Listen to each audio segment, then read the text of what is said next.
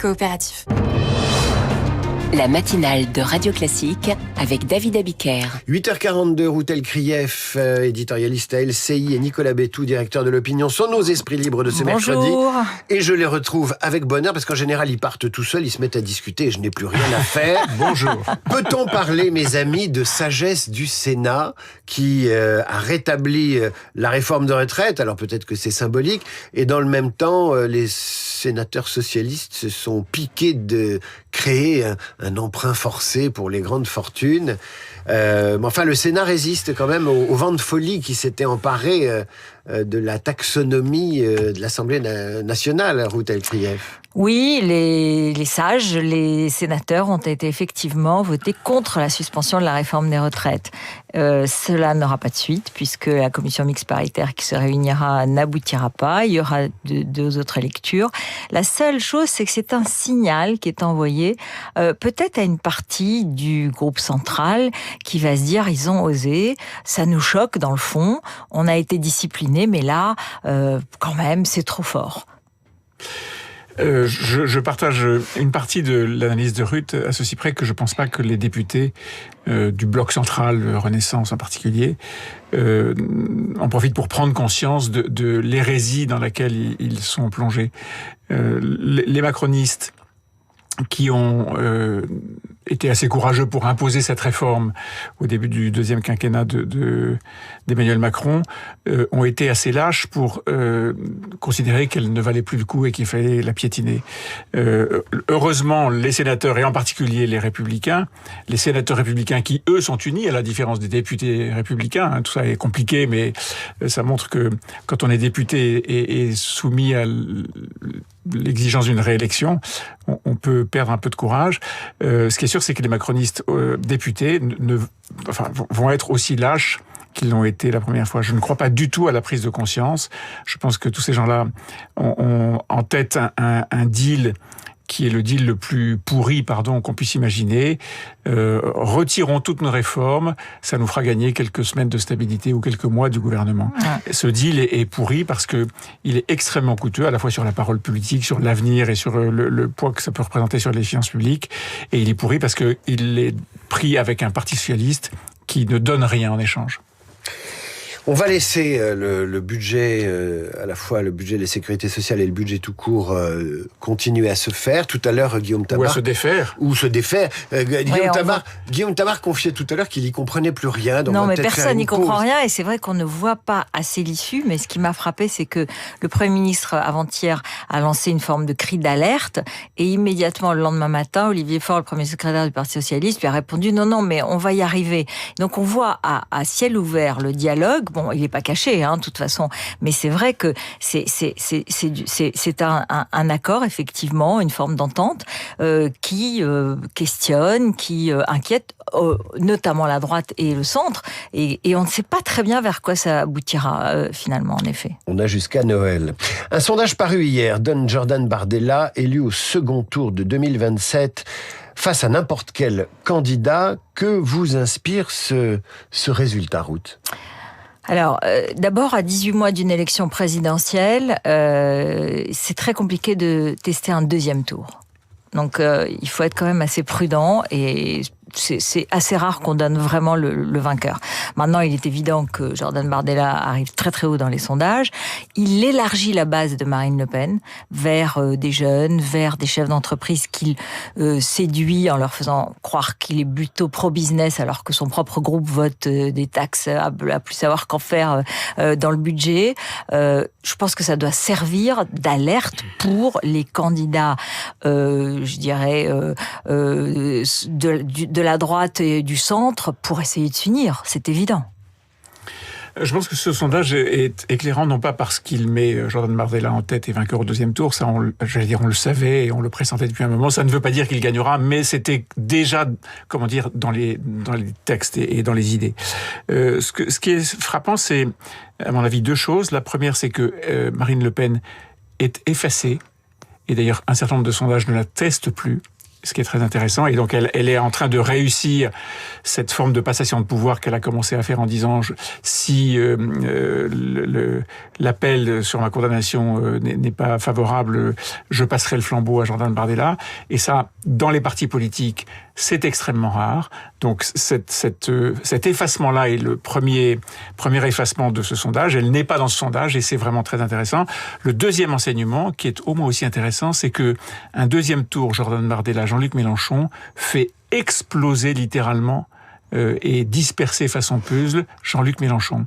Ça veut dire quoi ? Ça veut dire que Jean-Luc Mélenchon est le candidat de gauche qui a échoué et qui n'arrivera plus, probablement, à rassembler la gauche modérée. Hervé Gattegno me rappelait tout à l'heure que Jean-Luc Mélenchon était assez bas dans les sondages. Il y a des gens qui disent qu'il est capable de se retrouver au second tour. Il est bas dans les sondages, mais la mécanique Mélenchon est connue. Il a une puissance de candidat qui fait qu'il commence souvent à 10 et il a déjà fini à 2 reprises aux alentours de 20 et même au-dessus de 20, au-dessus de 20 et 22. Mais la réalité, ce que dit ce sondage, c'est que un deuxième tour avec Mélenchon, c'est une catastrophe pour la gauche. Ce qui veut dire que ça, c'est une bonne nouvelle pour les autres candidats de gauche qui pensent que Jean-Luc Mélenchon peut être un repoussoir. Le vote négatif vis-à-vis de Jean-Luc Mélenchon peut profiter à tous ceux qui pensent que voter utile, ce sera voter une gauche modérée.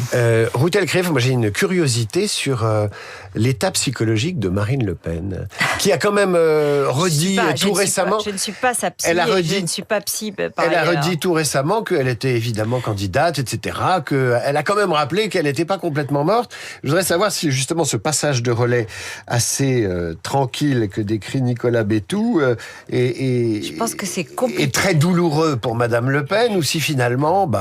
Honnêtement, je n'ai pas d'éléments sur son état psychologique et je ne me permettrai pas d'entrer dans sa tête. Mais je crois que ça doit être extrêmement compliqué. Elle est quand même l'âme de ce parti. Elle est quand même la stratège. Et en même temps, elle sait que peut-être dans 3 mois, c'est fini. Donc, elle est partagée. C'est-à-dire qu'on voit bien. Un jour, elle dit je suis toujours là, puis le lendemain, elle dit j'ai la responsabilité de laisser ma famille gagner et de faire en sorte qu'elle gagne et donc de m'effacer. Mais est-ce qu'elle s'effacera complètement ? Comment se passerait une campagne ? Elle serait inéligible, mais elle ne serait pas pour autant absente d'une campagne présidentielle. Elle pourrait la faire d'une façon ou d'une autre. Donc, c'est une période évidemment très compliquée pour elle. Non, moi je voudrais revenir juste en un mot sur le sondage. Ce qui est aussi intéressant dans ce sondage, c'est le report des voix. Alors encore une fois, le deuxième tour, c'est très compliqué à tester et ça peut se discuter. Mais il y a un élément intéressant qui est le report des voix de la droite classique vers le RN qui se fait beaucoup plus facilement et même du centre vers le RN, enfin vers le RN, pas du centre mais de la droite en tout cas, face à un Jean-Luc Mélenchon, c'est totalement évident. C'est-à-dire que un match RN-Mélenchon donne le RN gagnant, quoi qu'il en soit. Ça, c'est aussi très instructif pour une partie de la gauche, pour l'ensemble du paysage démocratique. Nicolas Bétou, vous disiez ça laisse des chances à un candidat de centre-gauche. La gauche a très vite tiré un diagnostic sur les prestations télévisées, ou la prestation télévisée la semaine dernière de Raphaël Glucksmann, qui désarçonne un peu ceux qui seraient tentés d'en faire un candidat d'alternative à Jean-Luc Mélenchon. Vous noterez que j'ai dit un candidat de la gauche modérée et que je n'ai pas cité aucun de ces candidats potentiels. Non, je pense que le match n'est pas joué au sein de la gauche modérée, mais j'insiste beaucoup sur le fait que, on l'a vu lors des 2 derniers scrutins, le phénomène du vote utile, qui est une forme d'intelligence prédictive des électeurs qui se disent si je vote pour un tel, il a des chances d'être au 2e tour, alors même si ça n'est pas mon choix premier, je vais voter pour ça. Ce phénomène est maintenant très puissant et le fait que Jean-Luc Mélenchon, encore une fois, soit dézingué totalement à un 2e tour face en particulier à Jordan Bardella, mais aussi face à un autre candidat de la droite, que ce soit Édouard Philippe ou un autre, ce fait-là peut nourrir un vote utile en faveur de la gauche modérée. Ça veut dire que tout ce que fait, par exemple, Sébastien Lecornu en ce moment pour essayer de faire revenir le Parti socialiste dans le camp d'une sorte de gauche fréquentable se fracassera probablement sur la réalité du budget.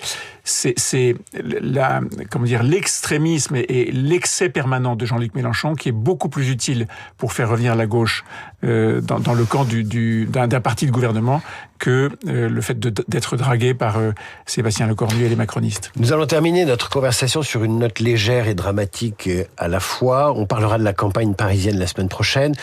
Des écologistes, des écolos féministes veulent protéger la statue de Dalida à Montmartre des mains baladeuses des touristes, car leurs mains sur les seins de bronze de la chanteuse font que les seins sont absolument fluorescents, si vous voulez dire. Ça brille de mille feux.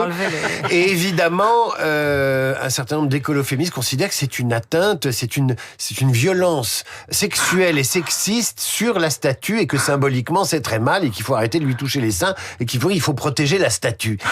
On est là au-delà des limites de l'entendement chez ces militants. Qu'est-ce que ça vous inspire? Que le wokisme bouge encore? Oui, écoutez, j'aime bien Dalida et je ne connaissais pas cette histoire. C'est vrai que ça me choque particulièrement que quelqu'un touche les seins d'une femme de toute façon vivante, mais là on est dans une situation où effectivement on sort un peu des critères un peu rationnels. Et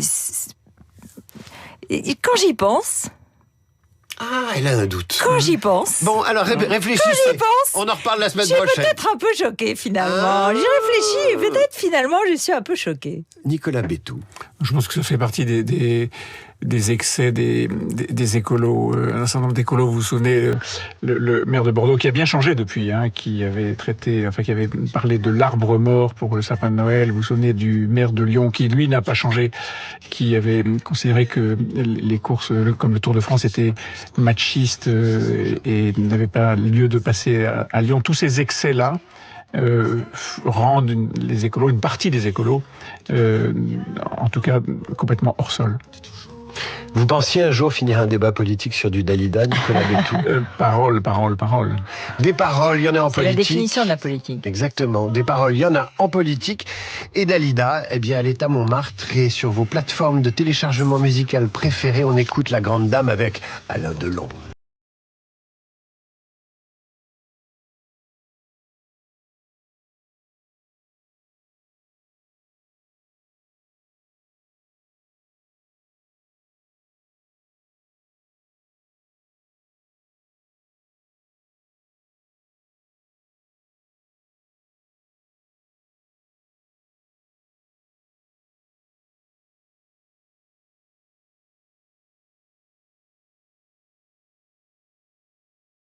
Parole, parole.